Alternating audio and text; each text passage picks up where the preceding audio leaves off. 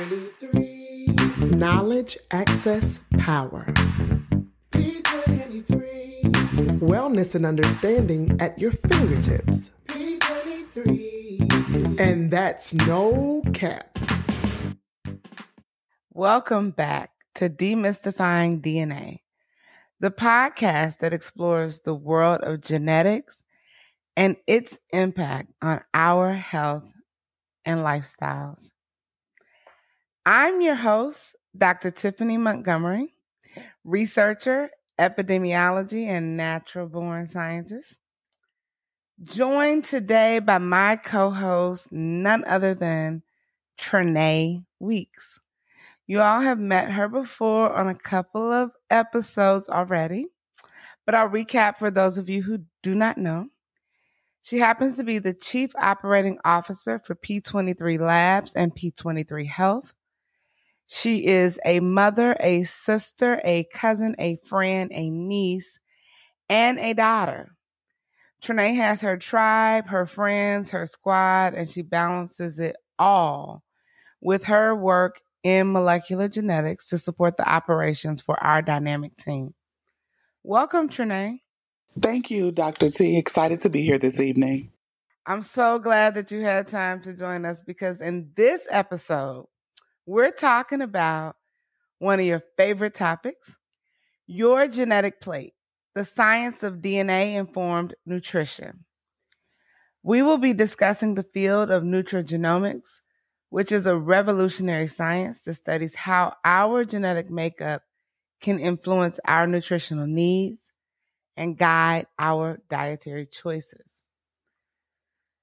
We'll delve into the topic of genetic predispositions, customizing diets for optimal health, food sensitivity, food intolerance, and much more. Join us as we explore this cutting-edge topic and gain insights into how you can personalize your nutrition based on your DNA. Now, Trena, we know you're familiar with DNA, right? But just curious, do you want to learn more, or do you feel like you know a little bit already about DNA and nutrition? I definitely want to learn more. I feel like I know just a little bit only because when I eat things that don't make me feel good, I am automatically relating them to my DNA and that it's not working for my body.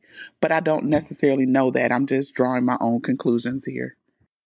So you kind of go off of how you feel, how you're eating, how things make you feel.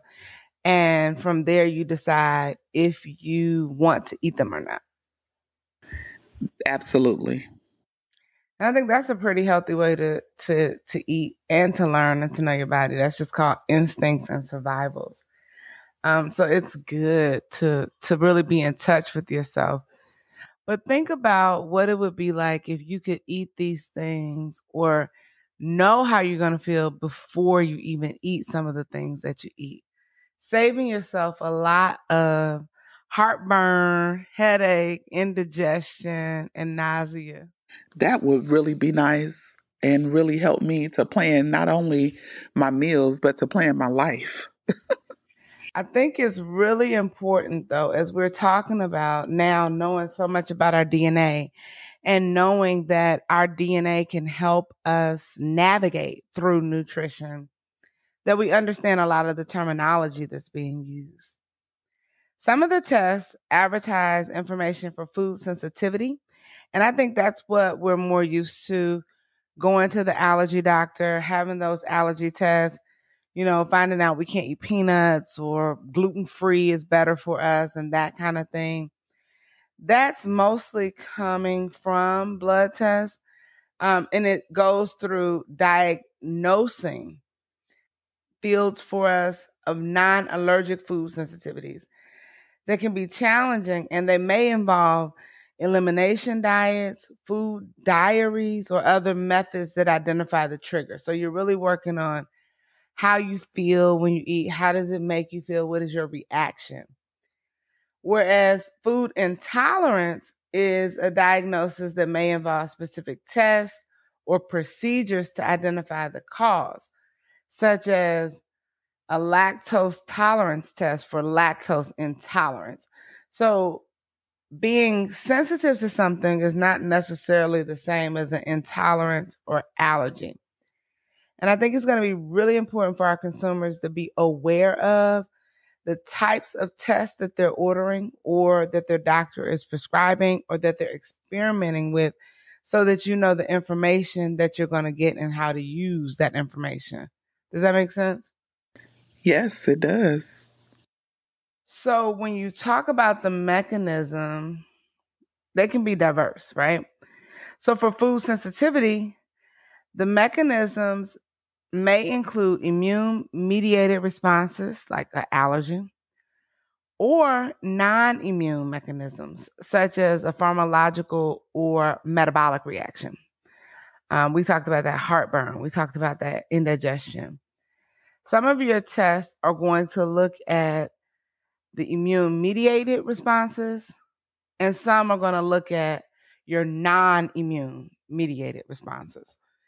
So if you go to your allergist or your endocrinologist and you have testing done, the first thing you're going to do is you might do a skin test, or they might tell you, hey, don't take Benadryl or Claritin or anything for a couple of days or weeks, and then we're going to give you this test, right? And you'll take the test, and they'll either test your skin or your blood, and they'll look for if you're reacting to peanuts or fish or you name it, whatever those other allergens are, almonds that people can be allergic to.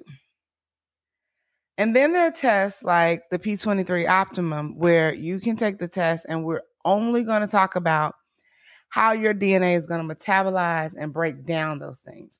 We're going to be looking at those non-immune mechanisms, and we're going to be talking about what type of reaction you're going to have on a pharmacological or metabolic level. Is it going to make you sleepy? Is it going to make you more energized? Is your body going to break down that vitamin D? Do you need more of it because your body is slow to break down that vitamin D? How does your body process CoQ10? Do you need more than the recommended dose on the back of the package, or helping you identify what those serving sizes are for you, right? So just because a serving size for vitamin D is 1 for that brand, 1 pill is a serving size. Does that 1 pill have 500 milligrams, 1,000 milligrams, 2,500 milligrams, 10,000 milligrams of vitamin C? What are they classifying as 1 serving? And then how many of those servings or milligrams is right for you? So if your body is telling you based on your genetics that you need 500 milligrams of vitamin C a day, then you would be in a situation where you would have to take 5 100 pills, or maybe you buy a 500 milligram vitamin C and take 1 of those. But it's important to understand the information that you're going to get. Because in a non-immune mechanism test, such as the P23 Optimum, you're not going to have that information that's going to tell you you're allergic to fish. It may tell you fish is a great food for you to eat. Your body's going to digest it well and metabolize it well. But you would have to put a test like that with the immunological based test that looks at your immune response, because if you're allergic to fish, you can't have it. So some of these tests work together and you'll need both of them. Others are, perfect by themselves. If you 30, 40 years old and you kind of know what you're allergic to, or that you're not allergic to anything, you've been eating the rainbow your whole life, it might not be that you need a test that's going to tell you anything about what you're allergic to. What you want to know is, how do I eat those things that I love? So we want to make sure people are informed with their purchases and that they understand when they have these conversations with their doctor or their nutritionist what type of information they need, right? That makes a lot of sense. I think not only for me, but for my children as well. I have 2 small children. So understanding the things that work well for them and then trying to incorporate it with all of us for a family is what I really struggle with. So trying to balance everybody's nutritional needs and that kind of thing. And it can be really complicated when you have allergies involved, but when you get into multiple family members, 2, 3, 4 family members, you want to make sure that you have the help of meal planning guides, your DNA-based guides as to what your family is really going to do well with. The good thing about a family is that a lot of times they share a lot of the same genetics or genetic predispositions or even genetic needs. So as you're thinking about that diet style, if you have a situation where that Mediterranean diet is really effective for you, it's oftentimes effective for a lot of people in the family. And so you can combine like 2 different diet styles or work with a nutritionist to come up with the best style that's going to work for everybody. A lot of the feedback that I get from members in our P23 Health membership program is that they have that opportunity to not only be tested for themselves, but have their family members tested if they want, and also to use that information to come up with customized meal plans. That helps kind of with shopping, with meal prep, with meal planning. And you know, being a busy mom, what saves us the most calories? Meal planning, of course. Absolutely. And coupons. Well, hey, you're not going to catch me griping about a coupon. I love coupons. But we definitely want to make sure we plan those things out and we're not having impromptu and last minute decisions when it comes to the food that we're eating. So I know you spend a lot of time in the community and working on our operations and expanding our business development. And a lot of times you'll bring me questions that you heard or that came up in your conversation with other clients or that our viewers have emailed in. So do you have any such questions for us today? I do. I have a few. The first one is, as far as your DNA and eating for your DNA, it appears that sometimes over time, as you age or get older, certain things you could eat more of, or you couldn't eat it all. It changes over time. But if you're able to eat for your DNA, is that suggesting that your DNA changes over time? Or what's happening with that? So that's a great question. Your DNA is going to look at food sensitivities and non-immune system based foods that you should eat based on your DNA. That will not change. Okay. What will change are food intolerances. Remember, we talked about specifically intolerance, such as lactose intolerance, things like that, right? Where it involves the identity or the cause of some of the things that may be causing you digestive or other problems. We are going to be specifically looking at how we digest certain substances and how we are able to process, and this changes over time. Food intolerance doesn't involve the immune system. It's non-immune, but it's related to our inability to digest certain foods and substances. This can be lactose, food additives. You may be perfectly fine with MSG. And then as you get older, you realize anything I eat with MSG makes me really sick. I get diarrhea. I get nausea. You'll notice these things. Food intolerance is something that you want to check. If not yearly, then definitely every 2 or 3 years, because it's no fun to sit there and have acid reflux or diarrhea or stomach discomfort and not understand why these things are happening. That makes a lot of sense. So one of our viewers sent a question in regarding a previous study that CNN did on eating for your DNA. And what they wanted to understand is eating for your DNA the same thing as eating for your blood type? And if not, what is the difference? That's a great question. And you want to know what's crazy? I was out today and I got asked that exact same question almost. So whatever article CNN released is all the buzz, okay? And I will just say that it is a big difference. It's a great question, and I think it's something we need to really raise awareness about. Eating for your DNA is a customized approach. It's very unique to you. Eating for your blood type is broader. There are only 4 blood groups. You have A, you have B, you have O, and you have AB. That means of the 9 billion people on the planet, about, let's just for kicks and giggles say 25% of us are going to be about each of those. Now, it's not as much as an even breakdown. AB is kind of rare and, but let's just pretend, okay? The way that I like to explain it is it's just like going to your store. Let's say you like to shop at, I don't know, where people shop. Macy's. That's a great place to shop. Macy's is not benefiting this podcast, but let's pretend they are. Maybe they'll sponsor us, right? So let's say you like to shop at Macy's and you go to Macy's and you're a size 10. You're going to go to Macy's, and so you're looking at the 10s and you're trying them on, and you'll notice some of the 10s run a little big, so you might need an 8. Some of the 10s run a little tight. This designer, they always run small. I'm going to have to get a 12. You might say, oh, my hips, my butt. Let me just try to go up a little bit in this one.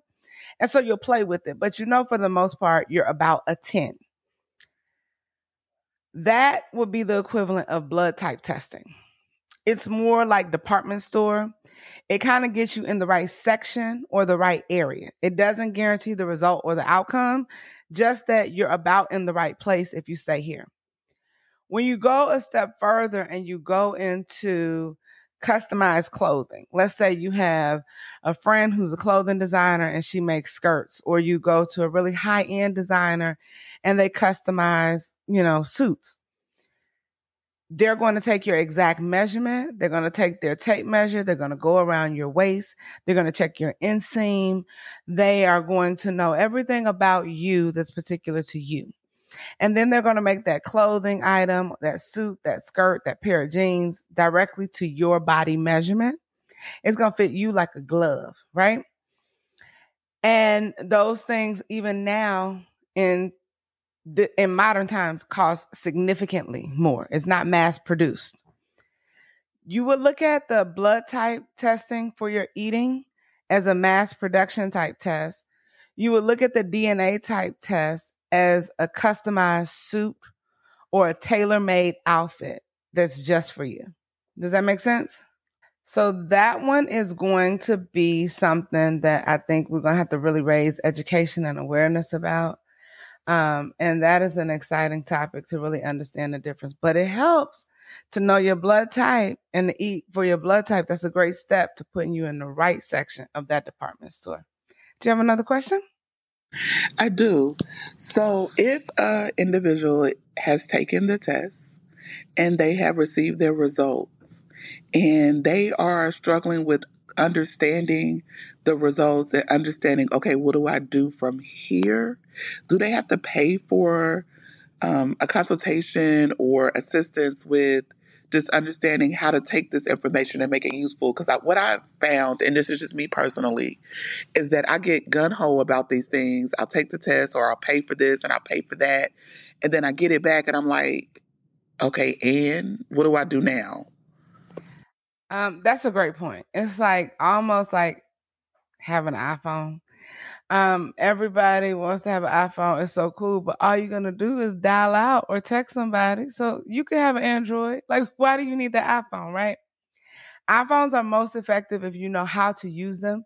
You have a purpose of why you're going to use them. You have particular apps that you're going to use.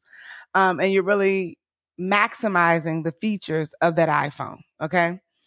It's the same thing when it comes to making those decisions about who to test with or who to partner with. Especially at a company like P23, we define that luxury healthcare by making it understandable and accessible for you, by telling you what to do with it, by giving you the knowledge and the power to make action and to decide, right, what to do with that information. We are with you every step of the way. It's not just the closing line for our podcast. It's something we're dedicated to. So at P23, when you become a member, when you start your journey, when you take your P23 Optimum, you're a partner. We're a partner with you on that journey. There's no additional fee for understanding how to use that test or how to go over those meal plans.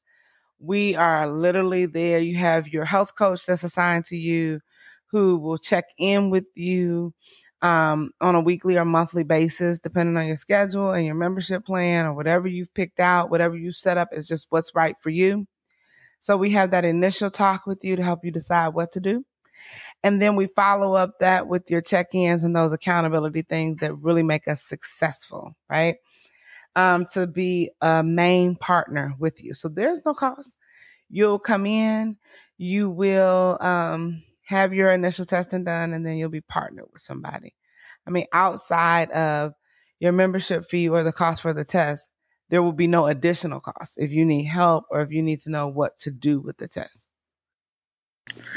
I like hearing that it's a partnership because even with working for the organization, I think that's probably one of the first times I've heard that term in relation to it. And that makes me feel like not only do I need to do it, but it helps me to explain it to others of why it's important, because a lot of times I think we take journeys about improving our health or career, finances, whatever, and we feel like we're on that journey alone.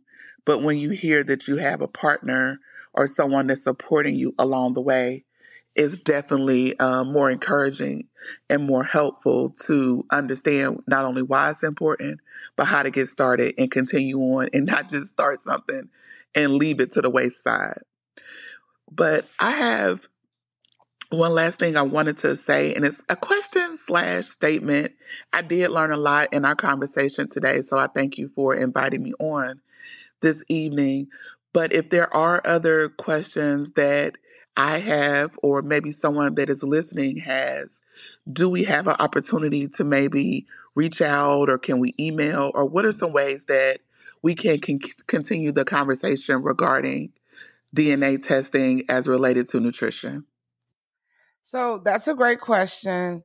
And I will say, if it's a general question and it's not specific to your health needs, you're not giving away any private health information, you can always reach out to us on social media or hit our DMs. I think that's what the kids say, hit the DMs.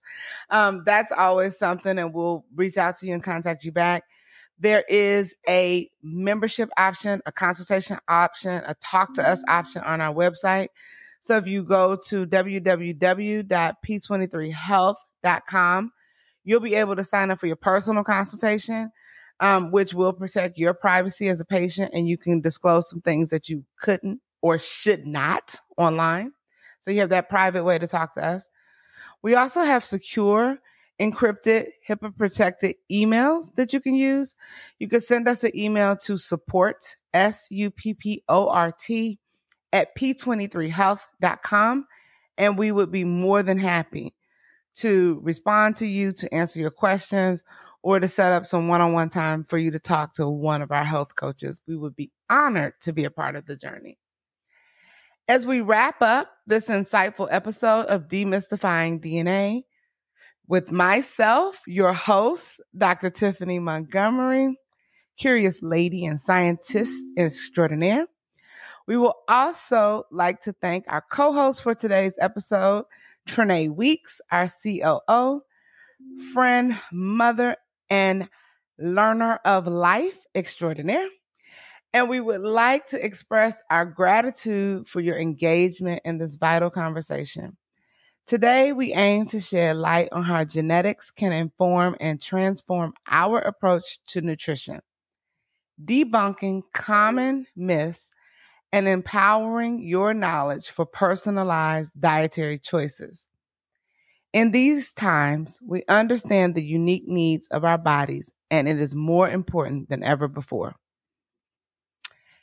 As our topic for today covered, we are excited to inform you that P23 Health provides specialized at-home tests, just like the P23 Optimum, that can offer detailed information on your genetic nutritional requirements. These kits are a great resource for individuals who want to align their diet and their unique genetic profile. Stay informed, stay proactive in your health journey, and continue with us on this quest to demystify the dynamic relationship between genetics and nutrition. And remember, we are with you every step of the way. Bye for now. P23 Knowledge, Access, Power. P23 Wellness and Understanding at your fingertips. P23 And that's no cap.